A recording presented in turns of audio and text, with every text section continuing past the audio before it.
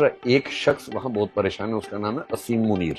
वो वहां के सेनाध्यक्ष हैं। इसने कुछ दिन पहले ऐसी एक स्पीच दी भी थी जिसमें भारत के हिंदुओं को अटैक किया कि हिंदू लोग हमसे अलग हैं, हम एकदम अलग हैं, हम एक हो ही नहीं सकते हैं, इस तरह की बातें की। जो एक हिंट अपने आप में था कि कुछ तो पक रहा है। और जो लाइव टेलीकास्ट कर रहे हैं उसको एडिट कर रहे हैं ऑन द स्पॉट और भेज रहे हैं अपने आकाओं को। और जो इतनी बड़ी बड़ी भारी भारी बंदूकें आराम से संभाल पा रहे हैं, जो किसी से पूछ रहे हैं तुम्हारा धर्म कौन सा, हिंदू, सीधे मार दिए सिर पे। इतने ठंडे खून के साथ किलिंग करना मजाक नहीं होता है। जो इतना कोल्ड ब्लडेड मर्डर करता है, इसका मतलब वेल ट्रेन्ड व्यक्ति है। उसको ट्रेनिंग कहाँ से मिली है?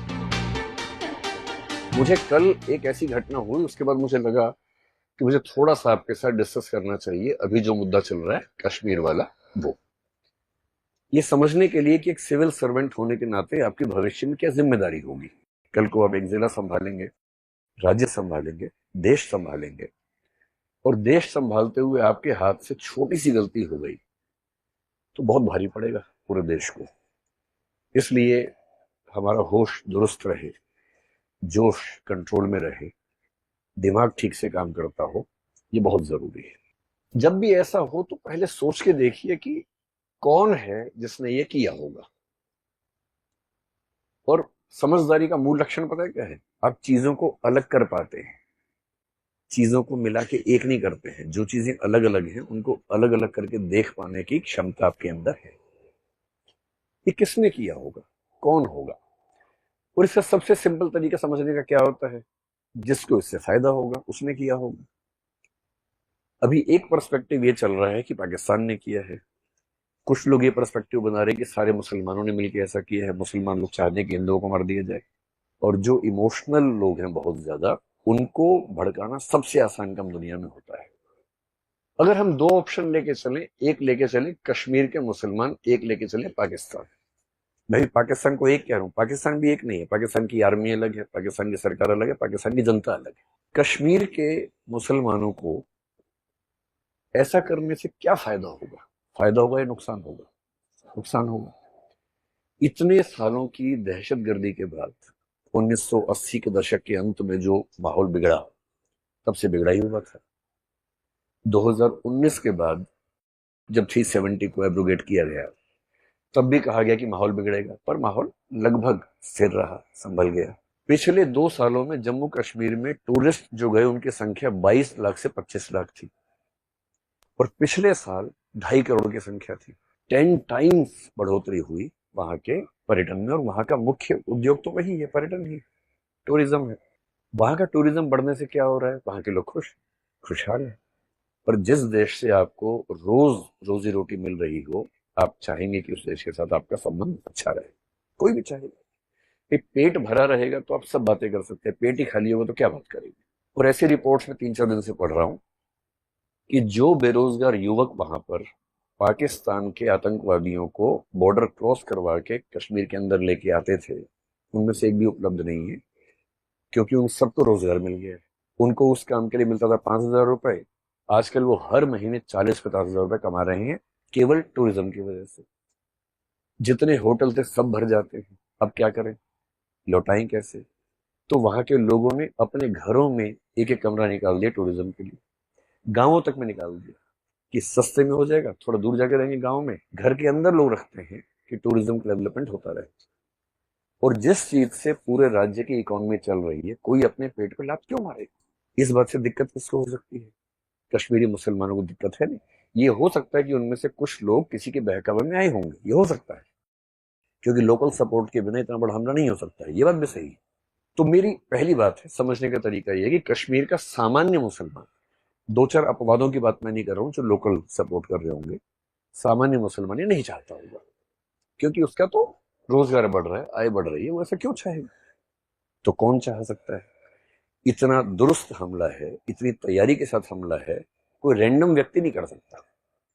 कोई व्यक्ति रैंडमली जाए मार दे? भाई जिनके सिर पे कैमरे लगे हुए हैं और जो लाइव टेलीकास्ट कर रहे हैं, उसको एडिट कर रहे हैं ऑन द स्पॉट और भेज रहे हैं अपने आकाओं को, और जो इतनी बड़ी बड़ी भारी भारी बंदूकें आराम से संभाल पा रहे हैं, जो किसी से पूछ रहे हैं तुम्हारा धर्म कौन सा, हिंदू, सीधे मार दिए सिर पे। इतने ठंडे खून के साथ किलिंग करना मजाक नहीं होता है। कभी आप आईपीएस बनेंगे, पहली बार किसी को मारना पड़ गया ना, कई दिन नींद नहीं आती उसके बाद। जो इतना कोल्ड ब्लडेड मर्डर करता है, इसका मतलब वेल ट्रेन्ड व्यक्ति है, उसको ट्रेनिंग कहां से मिली होगी? तो ट्रेनिंग कौन देगा? सीधी सी बात है, पाकिस्तान से मिली होगी। अब तो ये मान के चलेंगे। पाकिस्तान को क्या दिक्कत है? पाकिस्तान की जनता को मेरे ख्याल से कोई दिक्कत नहीं है। जनता में कुछ मूर्ख हर देश में होते हैं, हमारे देश में भी, उनके देश में भी हैं, जो बिना बात के बिलबिलाते रहते हैं, भारत को बर्बाद कर दो, यहां भी पाकिस्तान बर्बाद कर दो, पाकिस्तान को खत्म कर दो। अरे खत्म करके वो लोग कहाँ जाएंगे? कहीं तो रहेंगे ना भाई। यहां आ गए तो और तबाह हो जाओगे आप। अच्छा है वहां पर है। क्या पाकिस्तान की सरकार को दिक्कत है? हो सकती है, लेकिन मेरे ख्याल से फिलहाल जिसको दिक्कत है वो वहां की आर्मी है। और आर्मी को क्यों दिक्कत है? सिंपल है, समझिए क्यों दिक्कत है। आप तो आईआर भी पढ़ेंगे, सिक्योरिटी पढ़ेंगे, ये सब आपके पाठ्यक्रम की चीजें हैं। क्यों दिक्कत है? एक तो पाकिस्तान एक फेल्ड स्टेट की स्थिति में जा चुका है। कटोरा लेके दुनिया भर में भीख मांगता है, पैसे नहीं है। जहां आटा 600 रुपए किलो हो चुका हो और हालत खराब होती जा रही हो, आम पाकिस्तानी के पास खाने पीने के पैसे नहीं। और जब खाने पीने के पैसे ना हो तो उस देश में गृह युद्ध भड़कना बहुत आसान होता है। सिविल वॉर न भड़के तो लोगों को इमोशनली फूल बनाना बहुत जरूरी होता है। तो जब जब किसी देश में जनता परेशान होती है, शासकों की कोशिश होती है कि किसी मामले में उलझा दो। और जब भी युद्ध का मौसम बने, हो सकता है कि किसी देश में इलेक्शन होने वाले। एक शायर ने बड़ी खूब पंक्ति कही है, सुनिए आपने पंक्ति वो वाली। तो उन्होंने कहा, सरहदों पर तनाव है, पता करो क्या देश में चुनाव है। क्योंकि लोगों को इमोशनल बना देंगे, चुनाव होगा, उसका फायदा मिल जाएगा। इस समय पाकिस्तान की सरकार क्राइसिस में है, तो पाकिस्तान की सरकार को चुनाव हो या ना हो, जनता का ध्यान भटकाने की जरूरत है, इसलिए वैसा कर सकते हैं। फिर कुछ दिन पहले वहां पर एक घटना हुई बलूचिस्तान को लेकर। पाकिस्तान पेट से है, बलूचिस्तान कभी भी हो सकता है। अब उनको लग रहा है कि सोचो, किसी देश के अंदर ट्रेन हाईजैक हो गई, पूरी दुनिया भर में थू थू हो रही है कि आपसे अपने देश में ट्रेन नहीं संभल रही है। आपके देश का एक बहुत बड़ा प्रांत इतना नाराज है कि आपके देश की ट्रेन पे कब्जा कर लेता है। उनको बलूचिस्तान के मामले को दबाना है, शांत करना है। और शांत करने का तरीका क्या है? कुछ और भड़का दो मामला, उससे लोगों का दिमाग वहां से हट जाता है।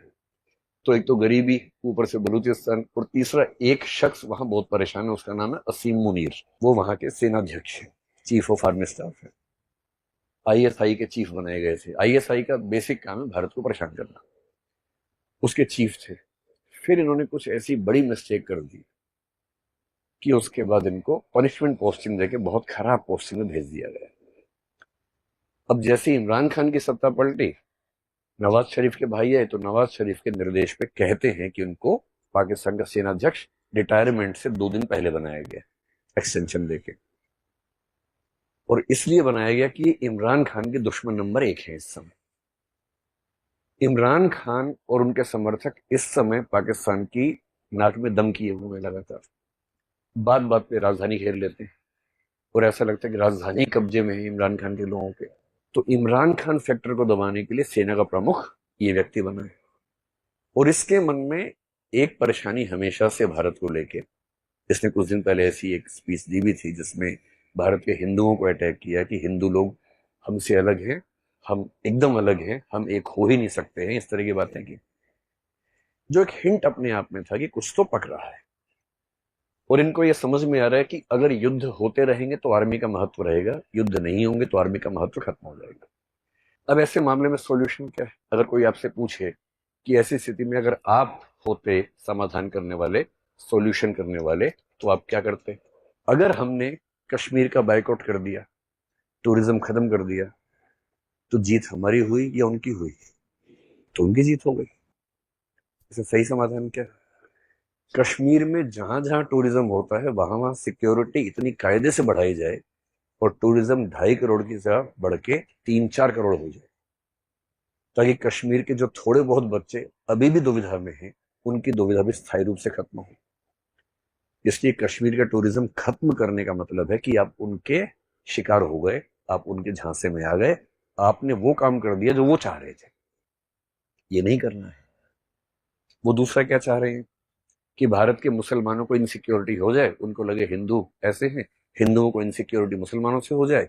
जिस मामले में हमारे देश ने एकदम ठीक स्टेप लिया, पिछले 3-4 दिन में एक भी ऐसी घटना नहीं हुई जो चिंता वाली हो, क्योंकि भारत के हिंदू इस बात को समझ रहे हैं कि दुश्मनी अपने परिवार के लोगों से नहीं है, दुश्मनी बाहर के लोगों से है।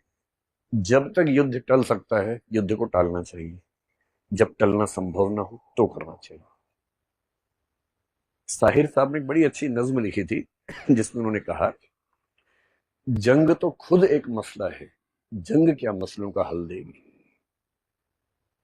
आज खून और लाशें देगी, कल भूख और एहतियाज देगी।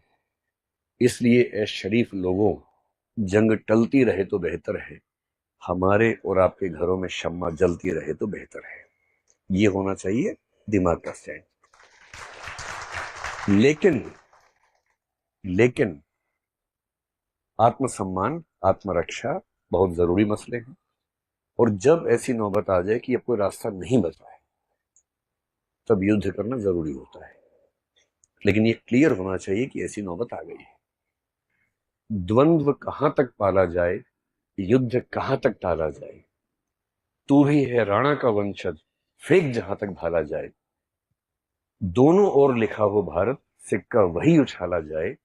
इस बिगड़ैल पड़ोसी को अब फिर शीशे में ढाला जाए। तो बिगड़ैल पड़ोसी को ढालना पड़े, ढाल देना चाहिए, लेकिन मिसप्लेस्ड एरोगेंस से बचना है। गुस्सा उस पे करना है जिस पे करना चाहिए, उसका नाम लेके किसी और पे नहीं करना है। एक समझदार नागरिक होने की ये बुनियादी जिम्मेदारी है। जब तक बातचीत से मामला बना। और अच्छा युद्ध बंदूकों से नहीं होता है, मनोविज्ञान के स्तर पे होता है, इंटरनेशनल कम्युनिटी को साथ लेके होता है, जो हमने कर लिया है पहले ही। अगर चीन और बांग्लादेश को भी कमेंट करना पड़ ही गया फाइनली, इसका मतलब है कि नैतिक दबाव हमने दुनिया भर में बना दिया है। युद्ध होता है आर्थिक स्तर पर। कमर तोड़ने का तरीका बंदूक नहीं होता है, कमर तोड़ने का तरीका इकोनॉमी को हिलाना होता है, जो हमने पहले स्टेप्स ले लिए। इन सब से बात ना बने तो अंत में होता है कि बंदूक उठाओ और काम शुरू करो। लेकिन वो बहुत बात की बात है, और उसके लिए पागलपन तो एकदम ठीक नहीं। क्या मैं आपको समझा पाया?